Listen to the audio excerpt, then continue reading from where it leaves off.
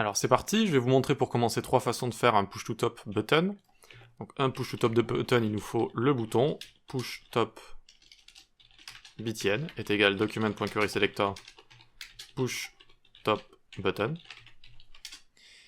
Je lui rajoute un event listener, je suis à l'écoute d'un événement, lequel clique, et quand je clique dessus, ça déclenche push to top. On envoie la fonction push to top. Jusque là, vous comprenez. Donc, méthode 1. On peut faire un simple document.documentElement.scrollTop est égal 0 comme ceci.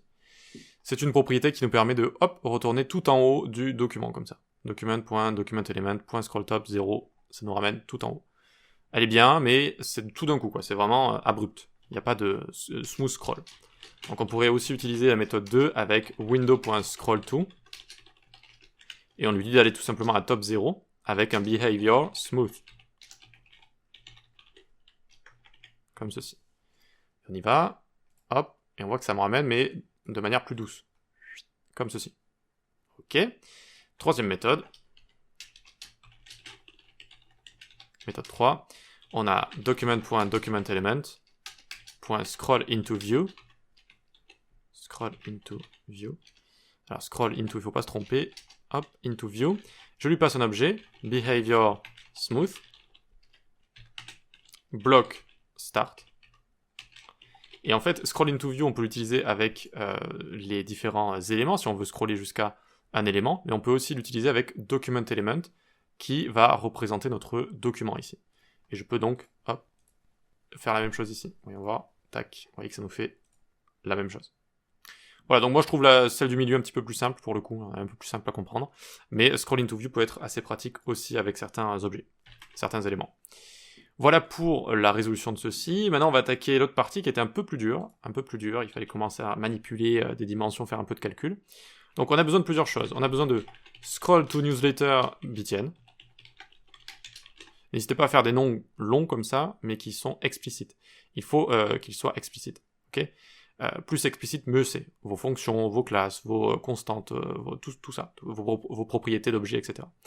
Donc scroll to newsletter btn est égal document.querySelector scroll to newsletter. Scroll to newsletter.addEventListener, quand je clique, alors je vais appeler la fonction slide to mid newsletter. Ok ? Encore une fois, ça n'a pas vraiment... Enfin, tout dépend, hein. Peut-être qu'un jour vous tomberez sur ce problème, pour une raison très précise, mais c'était vraiment pour vous faire un exercice, parce que je me suis un peu creusé la tête, et ce genre de problème arrive assez souvent, mais j'ai pas trouvé de problème assez simple à mettre en place comme un exercice, sans mettre énormément d'autres choses à côté. Donc je me suis dit, on va juste essayer de mettre le haut du port au milieu de la newsletter, sinon ça arrive très très souvent, hein, de trouver des dimensions, d'aller à un certain endroit, etc. Donc c'est pour ça que je voulais vous faire un exercice dans ce style-là.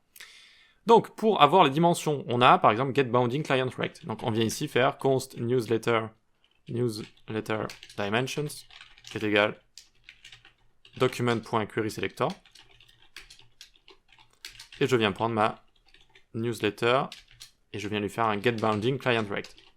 D'accord, donc là, j'appelle getBoundingClientRect sur la référence de mon objet de newsletter, qui représente ma newsletter. Et normalement, j'ai donc les dimensions. À partir de là, je fais const newsletter top position est égal ce que j'ai scrollé sur Y plus newsletter dimension.top. Donc là, c'est ma position. Donc si je la log, on peut commencer à la loguer. Newsletter dimensions comme ceci. Et maintenant, je vais du coup ouvrir ça. Cannot read at event listener property of null. Scroll to newsletter ici. Ok. Je clique. J'ai bien ceci. Ce sont les dimensions. Et moi, je veux la top position. Donc, c'est 1734 pixels entre le haut de mon document et le haut de mon élément newsletter. Ok. À partir de cette valeur, je peux faire un window.scrollTo. Tu me scrolls jusqu'à top newsletter top position, le haut de la newsletter, plus, entre parenthèses, newsletter dimension.height, la hauteur divisée par 2. Donc tu me scrolls jusqu'ici, là où il y a ma souris, et tu lui ajoutes un plus la moitié de la hauteur. C'est exactement ce qu'on dit ici. Et tu me mets un behavior smooth. Voyons voir, je vais là, hop, et ça fonctionne, je suis parfaitement au milieu, on le voit, je suis en train de couper là l'input qui est au milieu. Et attention, je viens tout en haut, hop, je clique, et ça me ramène toujours au milieu de la newsletter. Alors comment on fait pour résoudre ce genre de problème? Parce que là je vous ai tout déroulé comme ça de A à Z, évidemment, bon c'est facile quand je vous le montre comme ça. Il faut se découper le tout simplement. C'est où est-ce que j'ai envie d'aller déjà? J'ai envie d'aller au milieu de ma newsletter. Donc déjà je vais avoir besoin de la hauteur de la newsletter pour savoir où est le milieu déjà. Où est le milieu? D'accord? Donc on peut imaginer directement get bounding client rate. On peut imaginer d'autres propriétés que je vous avais montrées qui vous montrent également la hauteur d'un élément par exemple. Vous auriez aussi pu l'utiliser, de tête scroll height ou ce genre de choses. Ok, et à partir de là, donc déjà, on a cette hauteur-là. Ok, super. Comment on va faire ensuite pour scroller jusqu'à cet endroit-là? Pour scroller jusque-là. On pourrait se dire, on va avoir besoin d'une certaine valeur, notamment, sans doute, la valeur, donc, de la différence entre, enfin, de la position du haut de l'élément, ici, du haut de ma newsletter, dans le document. Comme ça, je vais pouvoir scroller jusqu'ici, et je lui rajouterai la moitié de ma hauteur. Et à partir de là, vous déroulez, vous essayez de trouver ces différentes dimensions, une par une, valeur par valeur, et vous faites vos petits tests, etc. Donc là aussi, évidemment, quand je le code devant vos yeux, ça va vite, oui. Mais pour trouver des solutions à ce genre de problème, surtout quand vous débutez, mais même après, parce qu'il y a des problèmes beaucoup plus complexes que ça prend du temps, ce sont des tests. Et voilà, vous divisez, vous multipliez, vous regardez dans la console, vous avez des erreurs, vous recherchez, vous allez dans la doc, etc., etc. C'est comme ça que ça se passe. Tout simplement. Décomposer le problème, trouver des solutions, j'ai même envie de dire, mais en premier, trouver la solution la plus dirty, la plus sale, entre guillemets, c'est ce qu'on conseille en général, c'est-à-dire, commencez pas à vous dire dès le début, ok, je vais tenter X, Y, Z tout d'un coup. Non, vous tentez, c'est la première chose qui vous vient à l'esprit. Tiens, peut-être qu'en faisant ceci, on y arriverait.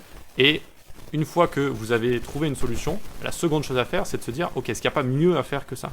Est-ce que je peux pas soit changer des choses à la solution que j'ai trouvée, soit carrément tenter autre chose, voilà, tout simplement. Mais au début, tentez de faire le chemin le plus court, tentez de résoudre le problème déjà, dès le départ. Donc vous le décomposez, vous tentez de le résoudre, et après on pense à l'optimisation, etc. Allez, assez parlé, on peut passer à la suite.